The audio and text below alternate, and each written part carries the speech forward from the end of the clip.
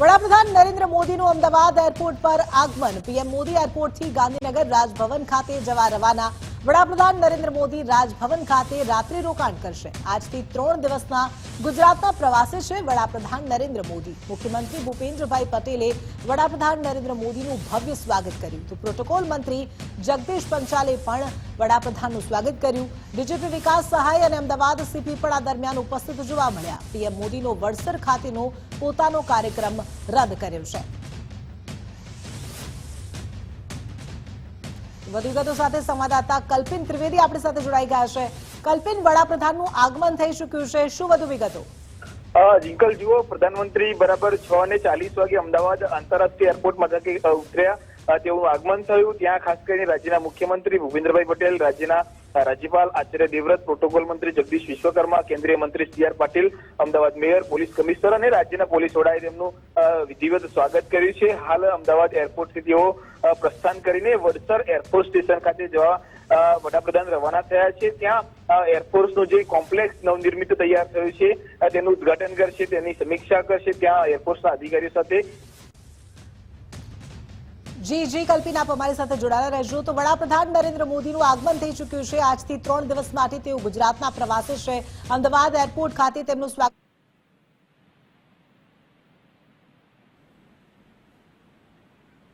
જી કલ્પિન। જી ચોક્કસથી જીંકલ, પ્રધાનમંત્રી અમદાવાદ એરપોર્ટથી સીધા તેઓનું આગમન થયું ને ત્યારબાદ તેઓ ગાંધીનગર સ્થિત રાજભવન ખાતે જવા રવાના થઈ ચૂક્યા છે। ખાસ કરીને વાત તેમની સાથે રાજ્યના મુખ્યમંત્રી ભૂપેન્દ્રભાઈ પટેલ, રાજ્યપાલ આચાર્ય દેવવ્રત સહિતના નેતાઓ છે ત્યાં પહોંચ્યા છે અને ત્યાંથી સીધા હવે તેઓ રાજભવન ખાતે જશે ગાંધીનગર સ્થિત, અને ત્યાં સોમનાથ ટ્રસ્ટની એક મહત્વપૂર્ણ બેઠક મળવાની છે। આ બેઠકની અંદર આવનારા વર્ષોમાં, આવનારા દિવસોમાં સોમનાથના વિકાસના કાર્યો, મંદિર આસપાસનો જે આખો પરિસરનું ડેવલપમેન્ટ સાથે જે કોરિડોર આખો બનવાનો છે તેની એ મુદ્દાઓની સમીક્ષા જે છે તે ટ્રસ્ટના ટ્રસ્ટી મંડળ સાથે કરશે અને ખાસ કરીને વિકાસના કાર્યો આવનારા દિવસોમાં, વર્ષોમાં કઈ રીતે સોમનાથની કાયાકલ્પ કરવી તે મુદ્દે પણ તેઓ જે છે તે માહિતી મેળવી શકે તેવી પ્રબળ શક્યતાઓ છે।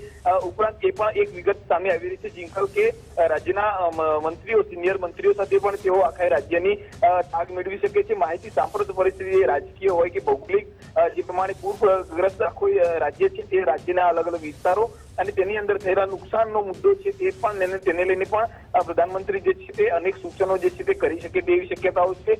રાજ્યની અંદર જે પોલીસ પ્રશાસનમાં જે ભરતી પ્રક્રિયા અટકેલી છે તે મુદ્દે પણ તેઓ ચર્ચા કરી શકે છે। આ તમામ બાબતો ખૂબ મહત્વની છે। આજે રાજભવન ખાતે આ મળનારી બેઠક જે છે તે પણ ખૂબ મહત્વની છે। આખા રાજકીય ગલિયારાઓની અંદર જે ગરમાવો હાલના તબક્કે આવ્યો છે તે એ છે કે આજની બેઠકની અંદર પ્રધાનમંત્રી શું સૂચનો આપે છે તે ઉપર સૌ કોઈની નજર રહેશે, પરંતુ તે તમામ બાબતોની વચ્ચે સોમનાથ ટ્રસ્ટની આ બેઠક છે તે પણ ખૂબ મહત્વપૂર્ણ સાબિત થશે।